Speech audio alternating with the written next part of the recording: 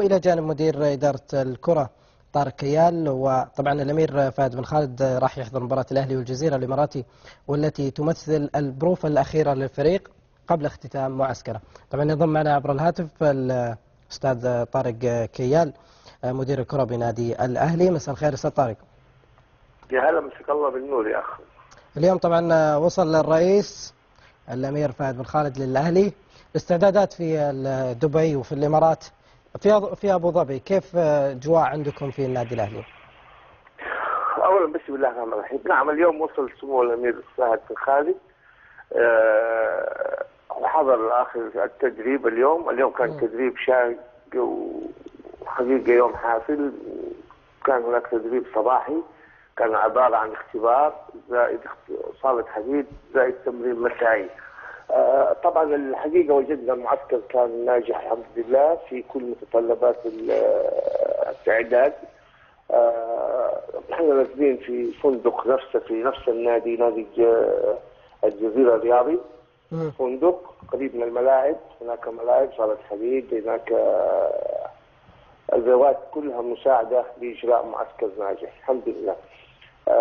طبعا كان له فترة من السبت الماضي الفريق موجود هنا، أجرى مباراتين وفاضل المباراة الأخيرة حتكون مع نادي الجزيرة يوم الاثنين القادم إن شاء الله.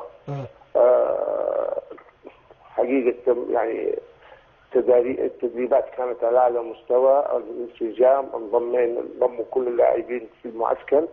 أخذنا بعض لعيبة من الأولمبي مع الفريق الأول، نبغى نشوف الفريق يشوفهم ونطلع على مستوياتهم ويكونوا تحت الأنظار إذا احتاجناهم في المستقبل.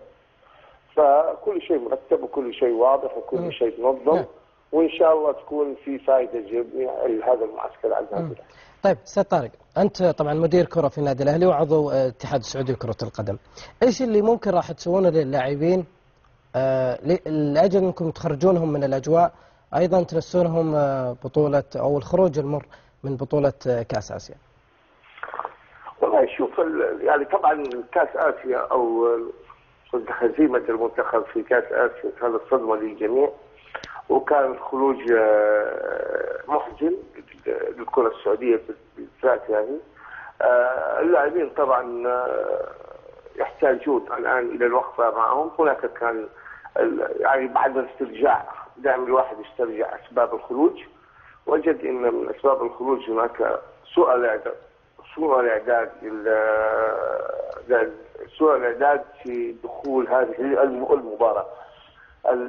المشكلة طويل العمر، يعني المنتخب الآن يشمل فيه جميع اللاعبين الآن بدأنا يعني نحاول أن نخرجهم من هذه الأجواء الماضية، الأجواء السيئة.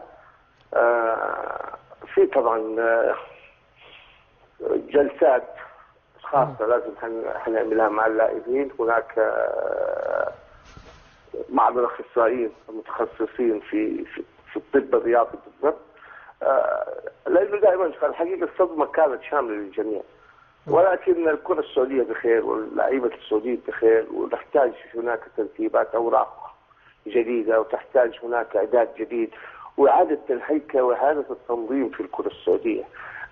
قد يكون هناك أخطاء، قد تكون هناك نواقص، ولكن إن شاء الله رجال السعودية والآن سمو الأمير نواف بن فيصل الرئيس العام أكيد حريص كل الحرص على إعادة الكرة السعودية إلى مكانها الطبيعي إن شاء الله بإذن المقدمة إن شاء الله بإذن الله. أستاذ طارق كيال مدير الكرة بنادي الأهلي، شكرا جزيلا لك على مداخلتك معنا في برنامج الجولة.